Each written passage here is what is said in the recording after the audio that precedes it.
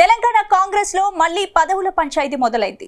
మిగిలిపోయిన 3 మంత్రి పదవులు ఎవరికి ఇవ్వాలనే దానిపై చర్చ జరుగుతోంది. ఏఐసీసీ ప్రెసిడెంట్ మల్లికార్జున ఖర్గే హైదరాబాద్ పర్యటనకు రావడంతో నేతల నుంచి అభిప్రాయాలు తీసుకున్నారు. కానీ ఈ సమావేశానికి మునుగోడు ఎమ్మెల్యే కోమటిరెడ్డి రాజగోపాల్ రెడ్డి డుమ్మా కొట్టారు.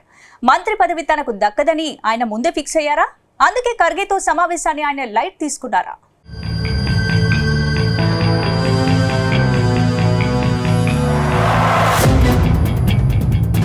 తెలంగాణ కాంగ్రెస్ లో మరోసారి మంత్రి పదవుల పంచాయతీ షురువైంది.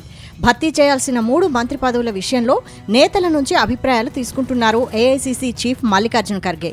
పార్టీ కార్యక్రమాల్లో పాల్గొనేందుకు హైదరాబాద్ వచ్చిన మల్లికార్జున ఖర్గేను ఆశావహులంతా కలిశారు. తమ వాదనలు వినిపించారు. మంత్రి పదవులు ఇవ్వాల్సిందేనని గట్టిగా చెప్పారు. ఎందుకు ఇవ్వాలో కూడా చెప్పారు. అయితే ఖర్గే మాత్రం చాలా మందికి నేరుగానే మంత్రి పదవులు ఇవ్వలేమని, వేరే పదవులు తీసుకోవాలని సూచించినట్లు తెలుస్తోంది.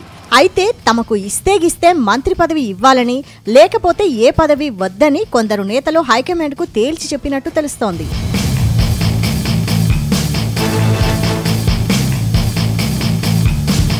గత మంత్రివర్గ విస్తరణలో ఉమ్మడి ఆదిలాబాద్ జిల్లా కోటాలో చెన్నూరు ఎమ్మెల్యేకు మంత్రి పదవి దక్కింది. అప్పటి వరకు మంత్రి పదవి రేసులో పోటీ పడినా మంచిర్యాల ఎమ్మెల్యే ప్రేమ్సాగర్ రావుకు ఏ పదవి దక్కలేదు.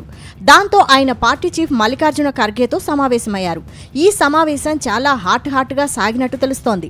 అయితే సమావేశం ముగిసేలోపే ఖర్గే తీరుపై అసంతృప్తితో వెళ్లిపోయారట ఎమ్మెల్యే ప్రేమ్సాగర్ రావు. ఆయనను ఆపి బుజ్జగించేందుకు డిప్యూటీ సీఎం భట్టి విక్రమార్క చాలా ప్రయత్నాలు చేశారు.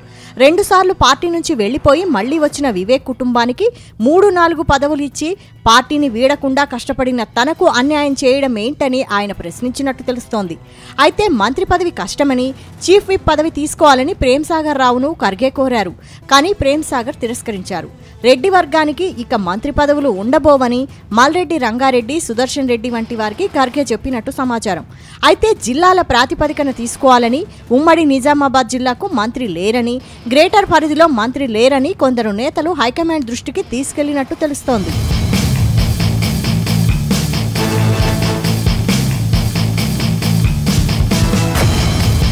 ఇక నల్గొండ జిల్లా కోటాలో మునుగోడు ఎమ్మెల్యే కోమటిరెడ్డి రాజగోపాల్ రెడ్డి మంత్రి పదవి కోసం చాలా ఆశగా ఎదురుచూస్తున్నారు.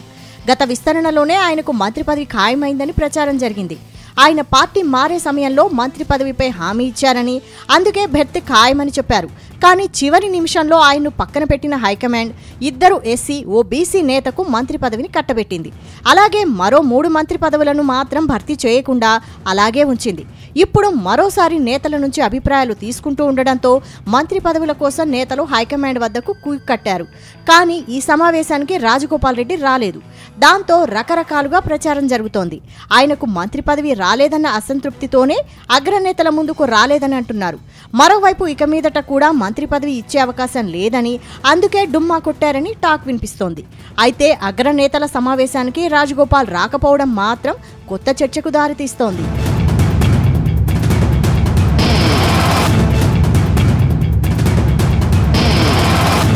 మరోవైపు వేములవాడ ఎమ్మెల్యే ఆది శ్రీనివాస్ కూడా మంత్రి పదవి కోసం ప్రయత్నించారు. బీసీ కోటాలో మంత్రి పదవి ఇవ్వాలని హైకమాండ్ను కోరారు. కానీ అధిష్టానం మాత్రం బీసీ కోటాలో మక్తల్ ఎమ్మెల్యే వాకిటి శ్రీహరికి మంత్రి పదవిని కట్టబెట్టింది. దాంతో నారాజైన ఆది శ్రీనివాస్ గాంధీ భవన్లో మల్లికార్జున ఖర్గేను కలిసినట్టు తెలుస్తోంది. తనకు మంత్రి పదవి ఇవ్వాలని కోరినట్టు సమాచారం. మొత్తం మీద కాంగ్రెస్ సీనియర్లు ఇప్పుడు కాకపోతే ఇంకెప్పుడు మంత్రి పదవులు రావని టెన్షన్ పడుతున్నారు. తమకు పదవులు ఇవ్వాలని ఎవరికి వారు పోటీ పడుతున్నారు.